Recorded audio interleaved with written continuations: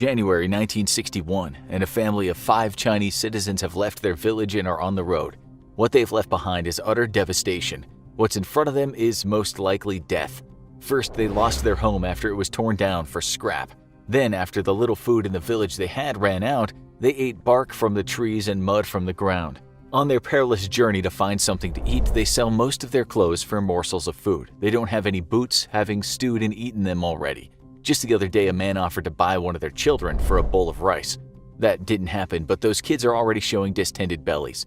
It's only a matter of time until starvation finishes them. A terrible way to die. Today, you'll hear all about how it happens and when it's happened. The story we just told you actually happened to scores of Chinese peasants back then. While we didn't choose one particular family, we based the story on events from the book Mao's Great Famine. The book was mostly written after the author searched the Chinese government and local government archives, but some of those starving kids did live to tell the tale of the Hey, want to know how I got this $50,000 check for an accident I was involved in over 5 months ago? Look, horror that killed around 45 million people. One of those kids, now an elderly woman, was asked in an interview, "How did your sister die?" The woman replied, "She starved." She adds, "My brother's name was Hua. He starved to death." The woman then makes a small circle with her thumb and finger and says to the camera, "His arms were this thin." Millions died like this in what's been called the single biggest famine the world has ever seen. In that book we just mentioned, there are plenty of details of what it's like to be on the brink of dying from starvation. Not surprisingly, the lack of food makes people very ill. But as that happens, desperation, like nothing else, sets in. It can be a long, drawn-out way to die.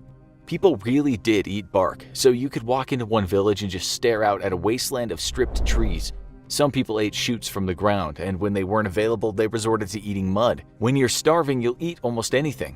Mao Zedong's so-called Great Leap Forward left peasants with no crops, and even if little was grown, it was often shipped off. People complained or refused to work or even got sick from lack of nutrition. They could be beaten to death or face severe punishment. In the village of Hunan, a young boy stole a handful of grain. As punishment, the local boss Zhang Changmin forced the father to bury the kid alive. The father died soon after from what was stated as grief. We are giving you that example because we want to show you just how desperate starvation makes people. The kid wasn't naughty, he was famished and dying. Everyone knew the consequences if they were caught stealing, but some people still took the risk. Other cases, when people died, they were eaten, sometimes by family members. Of course, it destroyed them to do such a thing, but one tries to hold on to life as long as one can, especially if you have children to protect. There were many cases of people being exhumed and their rotten bodies feasted on. In some cases, the starving went for the internal organs, likely because they were in better states than some other parts of the body. In one of the archives dated 25th of February 1960, it says a man named Yang Zhongshang from Hongtai Commune, YAHAWAH village killed Yang Ershun. Status: poor farmer. Relationship with victim: brother. Manner of crime: killed and eaten. Reason: livelihood issues. With that in mind, we can safely say that not many people in this world truly know what it's like to really starve. Before we talk about what actually happens to the body, let's have a look at some more real-life cases of people starving to death. There was a case not that long ago in the US where a 14-year-old boy was kept in a basement and hardly fed anything at all for many weeks. When he was found, still alive, he weighed only 55 pounds. A news report said this about the state he was in. He was severely and chronically malnourished, dehydrated, suffering from acute respiratory distress, shock, hypothermia, and hypothyroidism. He was covered in sores and other wounds and wasn't even able to speak. It was only after being connected to breathing and eating tubes that he began to recover. But it was touch and go for a while regarding whether he'd make it. Basically, his body was shutting down, his organs were failing, he was eating himself from the inside. There were more famines where people died like that on a large scale. The Great Famine in Ireland killed many from starvation and a lot more from diseases brought on by a lack of nutrition. Sometimes this period is called the Great Hunger or the Great Starvation. One man who went over to Ireland to try and help wrote this: "No pen can describe the distress by which I am surrounded. It has actually reached such a degree of lamentable extreme that it becomes above the power of exaggeration and misapprehension." Over 1 million people starved to death or died from a famine-related illness. People fled to cities, with one person calling those people walking masses of filth, vermin, and sickness. You've all likely seen what starvation looks like because you've seen images of famines in Africa, or perhaps you've seen photos of Soviet prisoners in German prison camps during the war. And of course you've seen the terrible state Jewish prisoners were in when they were found barely alive in concentration camps. Because of such images, you'll know that people who are starving don't always look like they're suffering from acute pain. Instead, they often look listless, gaunt, and so weak that they can hardly move or speak. So what is actually happening to them? So during the Chinese Great Famine, the people who were most at risk were children and old people. The reason for that was children don't have as much stored fat as adults, and so they wasted away first. Old people at times were also very frail due to their old age and more vulnerable to disease and infections. According to scientists, how people react to starvation, whether young or old, can be very different. Some people might be more irritable, while others might be more lethargic. One thing that happens to everyone is the brain becomes damaged over time. But at the beginning, it's more likely people just start having problems concentrating. There are different phases of starvation, with the first stage being what people experience when they're fasting. During this stage, the liver produces something called glycogen and maintains blood glucose levels. The thing is, your liver can only produce enough glycogen for a few hours. After that, the body starts looking for glucose somewhere else, namely in the breakdown of fats and proteins. So in the case of a starving person, they either have no food or just morsels of food each day. Even if they have some crumbs to eat, it's not enough to give the body the energy it needs to function. That's why the lethargy starts and why the brain can become muddled. In simple terms, there's just not enough gas in the tank to keep the machine running. But as you know, if a human has water, they can survive without food for quite some time. People actually pay to do 30-day water fasts under supervision. People have gone on hunger strikes for much longer. For instance, imprisoned IRA member Bobby Sands lasted 66 days before he died. The coroner wrote that the cause of death was starvation, self-imposed. How long can we survive without food? Well, it all depends on the person who's not eating and the environment they're in. But an often cited article in the British Medical Journal said that using data from hunger strikes, most people become severely ill around the 21 to 40-day mark. That's a big difference. But then some people have much more fat in reserve than others. As for those Chinese peasants, many of them were forced to work while starving. The upshot of that was they often collapsed and died in the fields. During the second phase of starvation, the body uses stored fat as energy. This happens when the liver turns fat into something called ketones. Do this brilliant trick for just 15 minutes per day to get incredible abs without working out. As the fat is stripped from the body then starts taking proteins and turning them into glucose that the brain needs. The muscles waste away, and so do other body tissues.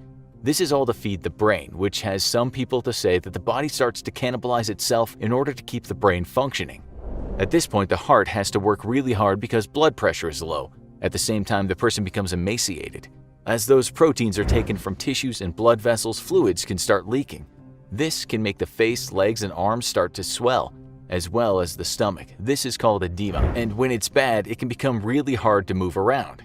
When the bloating is in the belly, it's called kwashiorkor.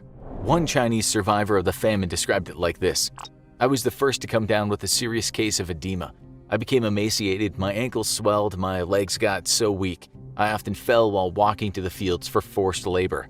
To make matters worse, people were beaten in this state, and that could result in leakage. There was a common saying among Chinese peasants along the lines of, 'They were beaten until all the water came out.' When the local cadres hit them with batons, that's what happened."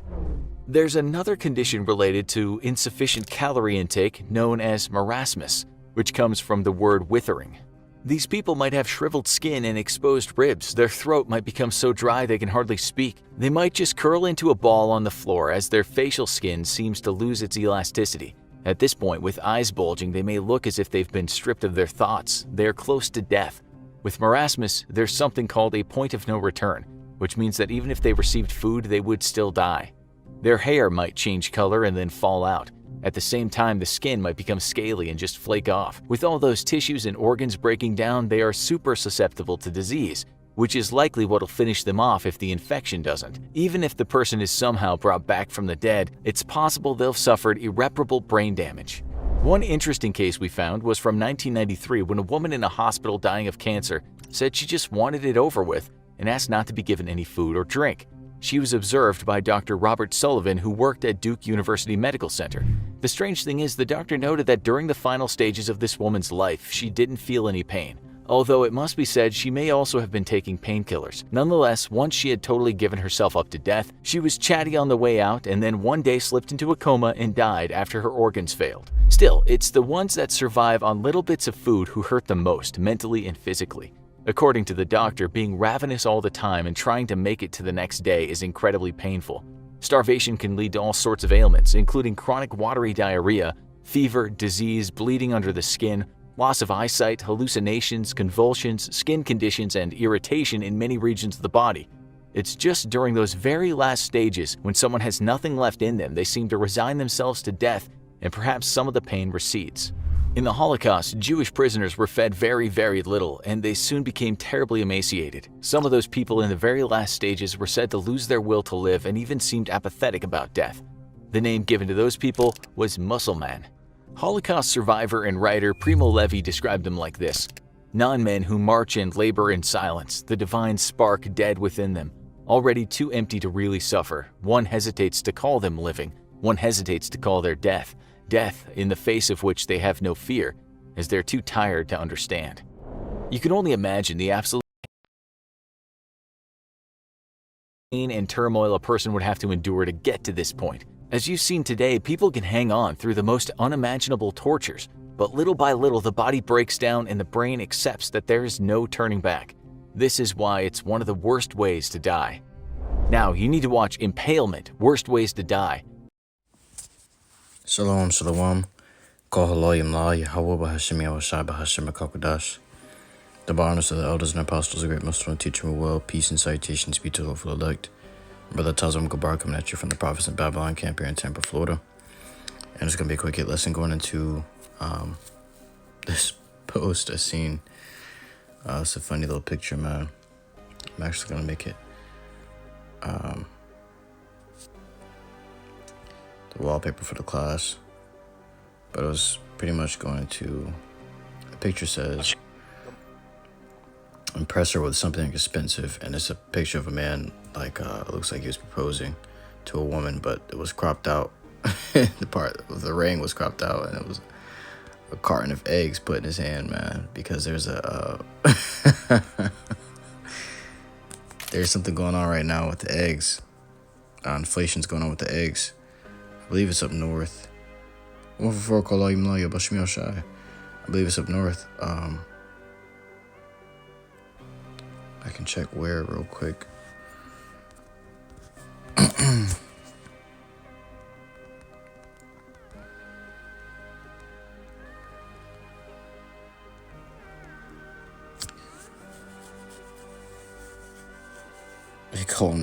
They're calling it EggFlation.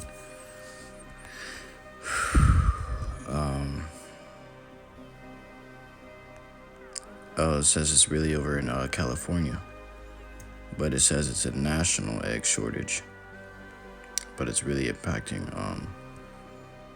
California the most.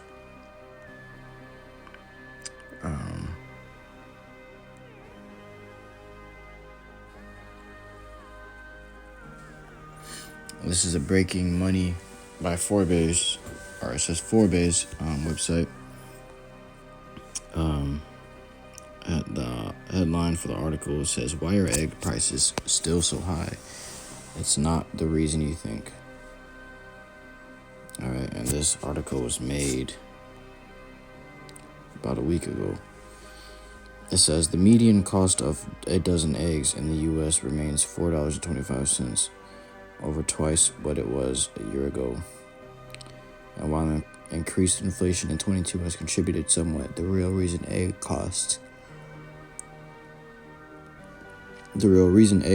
remain high, parentheses, as inflation otherwise eases, is an avian flu that has decimated chicken farmers, causing as many as 57 million chickens to be affected. It says, in a report from the U.S. Department of Agriculture that tracks food price outlook, eggs have risen up to 59% in December. In December 2022, the highest year-over-year rise in prices among food items. The main reason egg prices remain high is the spread of an avian influenza virus, which started in early 2022 and has already affected more birds than the 2015 outbreak, according to the Centers for Disease Control.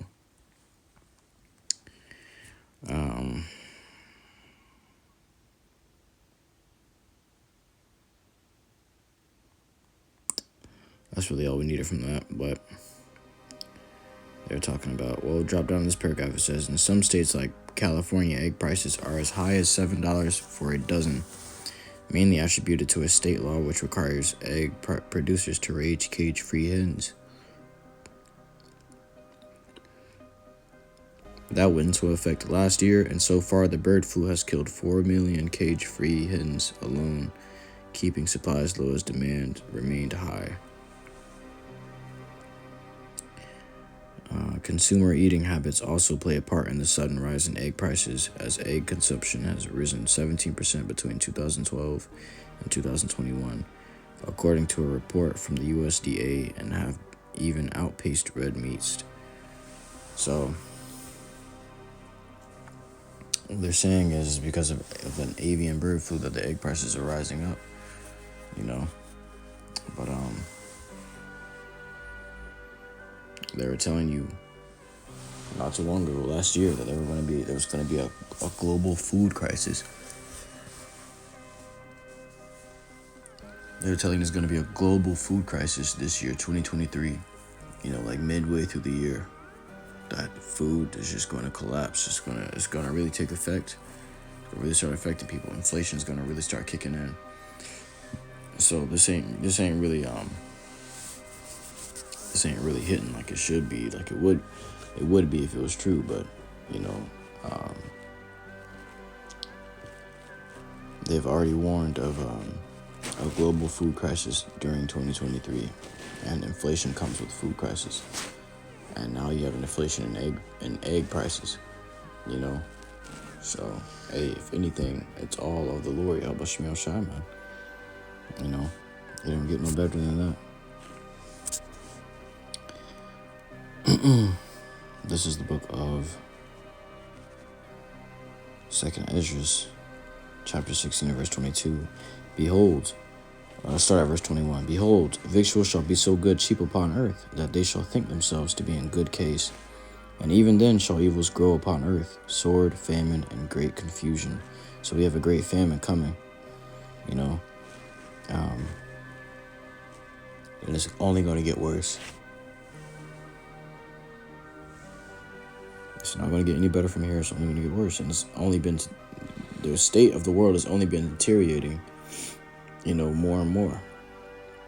It has never retract. Okay. The only thing that's retract is the gas prices, which is devil does with something called gradualism, where he'll hit you with something hard and then ease it up off of you and then hit you even harder next time. So we know we ain't really it ain't over yet. We're just getting a little break. All right, it says, for many of them that dwell upon earth shall perish of famine, and the other that escape the hunger shall the sword destroy.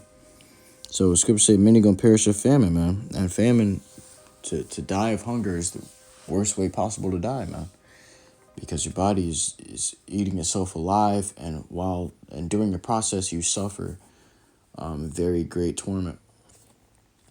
Because your body begins to reject itself and to destroy itself from the inside out.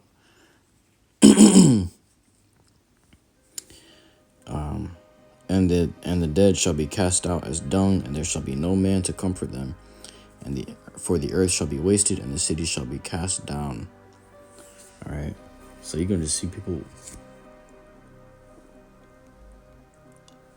You're going to see people strung out on the streets. So like you.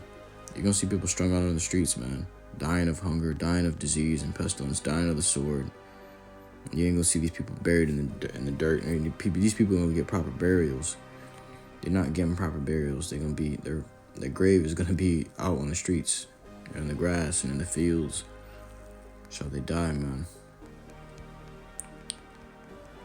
It says, this is the book of Lamentations, chapter 4, and verse 9. They that be slain with the sword are better than they that be slain with hunger. For these pine away, stricken through for want of the fruits of the field. All right, so that's the, man. And when you're dying of starvation, you begin to desire food so bad that you begin to see anything as food. You begin to eat and munch on just about anything, man. You know, and that's when cannibalism comes into play. You're going to see a lot of cannibalism going on in these coming days, man. You know, it says, they that be slain with a sword are better than they that be slain with hunger. So you'd be better off dying just by getting shot or killed with a sword, because you're getting put out of your misery, you know, from the hunger that you're about to suffer, man. You know, you get it's a quick death. You're not suffering torment. But when you're dying of hunger, it's a slow death, and it's very tormenting. And what did the scripture say about torment? It's the book of 2nd Ezra, chapter 9 and verse 9. Then shall they be in pitiful case, which now have abused my ways, and they that have cast them away despitefully shall dwell in torments. So these people the Lord gonna be striking the ass with hunger pains, man. You know.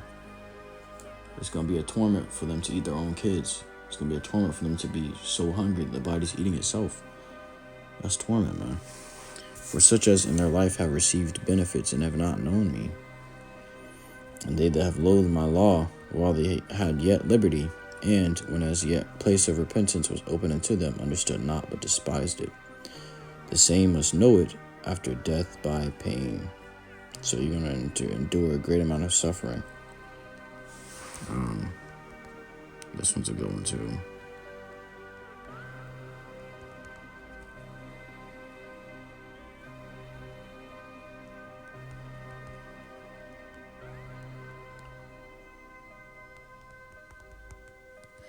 This is the book of 2nd Ezra, chapter 8 and verse 50. For many great miseries shall be done to them that in the latter time shall dwell in the world, because they have walked in great pride. So many great miseries going to be done to these people, man. You know. But understand thou for thyself, and seek out the glory for such as be like thee. You got to understand for yourself, man. Get these scriptures and get what you can through the word of the Lord, YAHAWASHI, while you can, so that you can be exempted from these times, you know, kept away from these troubles. Where the scripture says, not only with thine eyes shalt thou see and behold and see the reward of the wicked. You know, so you only want to see these things happening. You don't want to be happening to you. You're going to see these people struggling out here, and you can go say, man, I'm thankful for the Lord having mercy upon me, because I do not want to be in their shoes. You're going to see these people actually suffer. Because now you see them dancing and joyful and laughing and playing around and shit. But very soon now you're going to see them suffer very horrible and grievous deaths, man. All right. But it truly was most edifying to document our wealth, listen to truth and sincerity. Until next time, I want to give all glory, honor, and praises unto Yahawah, BAHASHAM, YAHAWASHI, BAHASHAM, and QADASH. Shalom.